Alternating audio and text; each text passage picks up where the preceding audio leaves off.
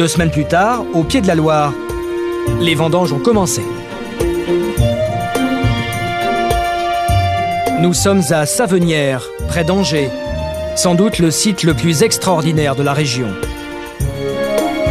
Voici le vignoble de la Coulée de Séran, un vin confidentiel, 25 000 bouteilles par an. Et pourtant, c'est l'un des plus grands vins blancs au monde.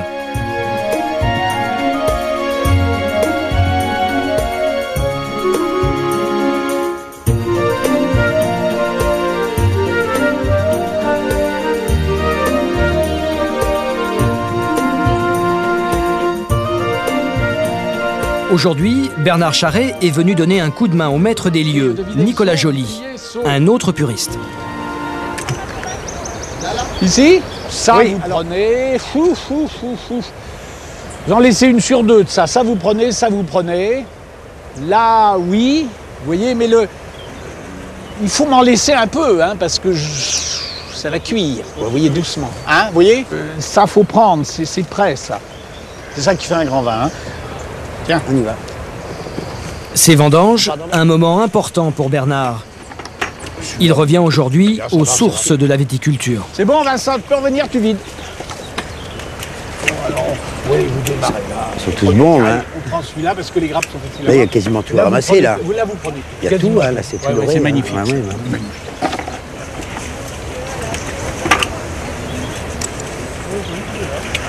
C'est sympa de venir vendanger. C'est sympa de ramasser du raisin. C'est sympa surtout d'être... Il fait bon d'être dehors, d'avoir la Loire en dessous, d'avoir les pieds dans la terre.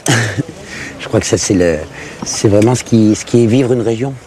Ce qui est la ressentir, ce qui est l'habiter, tout simplement, peut-être. C'est peut-être habiter un endroit, tout simplement.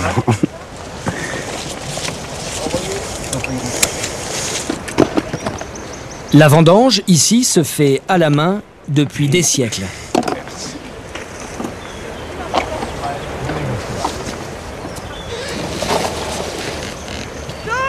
La Coulée de Séran, elle a un emplacement qui est unique au-dessus de la Loire. Hein.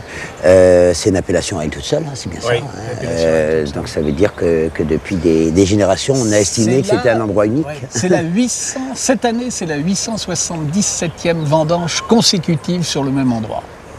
C'est-à-dire, en fait, c'est les cisterciens qui ont planté le vignoble. Et ces cisterciens avaient un espèce de génie du lieu. Ils savaient où la vigne convenait. Je dirais, c'est comme nous. Il y a des choses qui nous plaisent et qui nous déplaisent. Et bien, la vigne, il y a des endroits qui lui conviennent particulièrement bien. Cisterciens avaient le génie pour comprendre ça. Le secret de ce vin exceptionnel, une exposition au sud-est, face à la Loire. Humidité, soleil, lumière. Le résultat, des grains de raisin à la saveur singulière.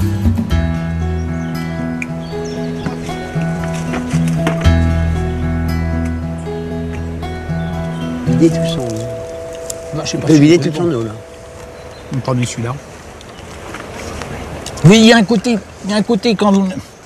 Pas Corinthe, mais presque minéral pierreux. Oui, oui. Mais les locaux... Mais il reste un acidulé dedans. Hein. Oui, c'est pierre à fusil, vous voyez. Et ça, il en faut un peu pour porter le pas. Ben oui, Retour à la propriété pour une dégustation privilégiée. On a tout essayé, ça arrive.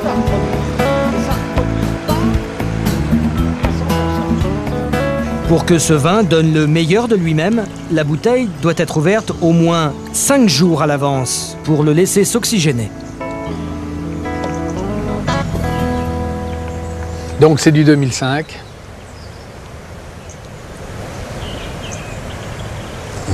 On tombe toujours dans le sens contraire des aiguilles d'une montre pour défaire, pour que ça ouvre.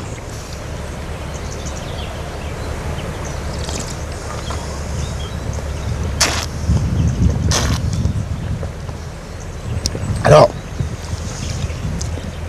il y a que 2 grammes de sucre résiduel. Ouais. Et pourtant, c'est des nez et des ampleurs de liquoreux. Mais voilà, le nez aussi. Le nez aussi. Oui, oui. Et c'est un vin sec quand même. Le grand sec doit donner l'impression d'être un liquoreux, et le grand liquoreux doit donner l'impression d'être un sec.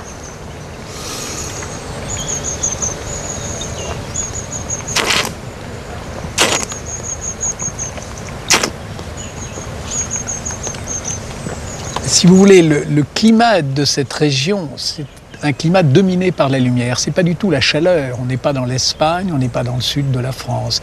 C'est une très belle luminosité. Et c'est un cépage qui se nourrit de lumière. C'est un trésor du Val-de-Loire. C'est quelque chose qu'on a en quantité limitée, puisque c'est un concentré. C'est une quintessence d'une vallée qui arrive sur la Loire. C'est quelque chose de concentré, c'est quelque chose qui exprime la Loire totalement, et sa proximité, et son climat, et son sol, et les personnes qui sont là, et les gens qui vivent ici. Bien.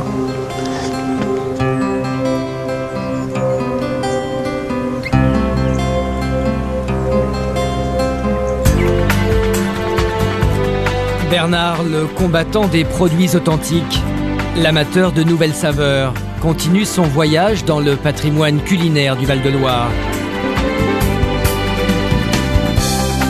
Les Lafont, eux, sont optimistes. Un mécène devrait les aider à sauver les trésors de leur château.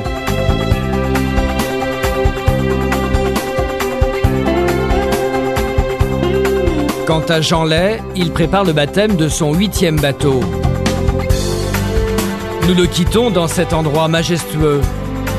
La lumière exceptionnelle du fleuve, ses couleurs particulières, l'âme du Val-de-Loire.